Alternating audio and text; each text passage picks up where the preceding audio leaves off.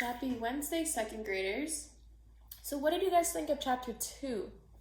That they're gonna fly into Carlos's nose to figure out what's wrong with him and figure out how they can make him better. And what did you guys think about some ways that he can protect himself from others? So, like, I wear a mask, social distance, you can wear a face shield. There's so many different ways that you can protect yourself from germs like that. So now we are going to go on to chapter 3, and this one is called The Nose Knows. The Nose Knows. Miss Frizzle's magic school bus had once belonged to her big sis, Professor Frizzle. It could change into anything Miss Frizzle needed to teach her lesson. Today's lesson was Carlos's immune system. All aboard the Immune Express, Miss Frizzle called. She waited until everyone was aboard. Then, whoosh, the door slammed shut. They're getting ready to go down Carlos's nose. Everyone held tight as the bus began to spin and shrink. It kept shrinking until it was tiny enough to zoom through the classroom window. The bus is making its final approach. Miss Frizzle reported through a microphone, "Carlos, prepare nostril for entry." So now Carlos is going to prepare himself for us to enter his nose. Carlos turned to Ratney, who was snuggled in her blanket. "I'm doing this for you, Ratney," he said. "I hope you appreciate it." So the rat is appreciating that Carlos is going to get help from in the class is going to figure out what's wrong with him. Ratney scratched at her fur. Another big sneeze. Carlos braced for impact. Around his toes, Miss Frizzle said. The mosquito-sized bus zipped through and around Carlos's ankle, and up into its nose it goes. The medic school bus shot up Carlos's nostril. The kids gazed out the windows to see a world of goopy nose hairs and gobs of snot. That would be kind of gross if you actually went into someone's nostril and actually saw all what's up there. That's why we have tests and doctors, and they can figure out what's wrong with friends. "Goop alert!" Ralphie cried. "What are those?" Wanda asked. "Sit back, relax, and enjoy." Miss Frizzle told the kids, "On your left are Carlos's nose hairs. They are the first line of defense against incoming germs, unwanted particles, and tiny buses. So, buses aren't really supposed to go in your nose." The kids heard a loud grinding noise. It sounded like the bus tires were spinning, but the bus wasn't moving. Why do you guys think the bus wasn't moving?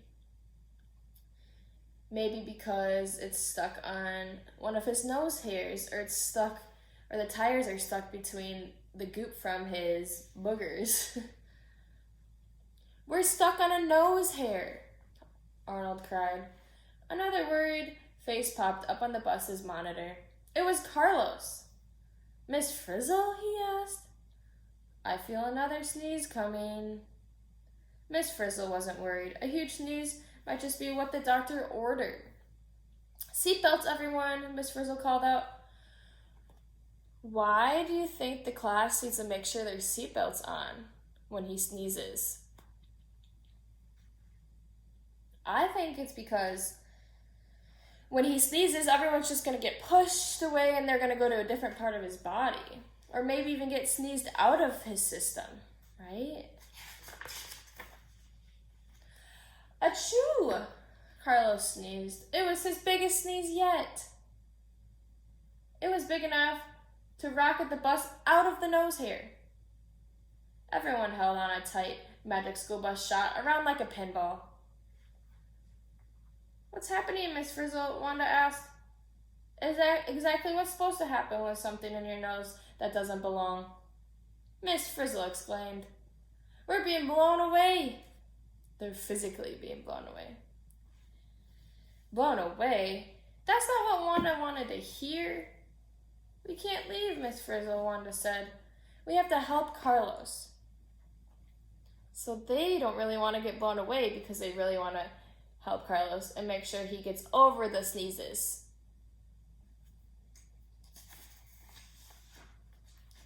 And so will we, Miss Frizzle said with a smile. She reached out and flipped the switch. A claw-like gadget rose from the roof of the bus. It grabbed the nose hair, stretched it all the way back like a slingshot, and let it go with a boom. Ah! The kid screamed. The medic school bus zoomed up Carlos's nose into total darkness. Wow. So that is the end of chapter 3. So at the end of chapter 3, why do you guys think they got shot up into total darkness? Where do you think they could be? That's dark. Could they be near the heart? Could they be near the lungs? Could they just be floating in blood?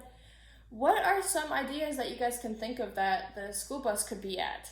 Like, maybe just a solid piece in his body that they don't know where they are because it's so dark they can't see. So I want you guys to think about what different ideas where they could be. And I want you guys to respond to that on Seesaw. I'm excited to go through chapter 4 on Thursday with you guys, because this is going to tell us where we are in the darkness and see what kind of cells we have to come across to help Carlos get better. I hope you have a wonderful Wednesday.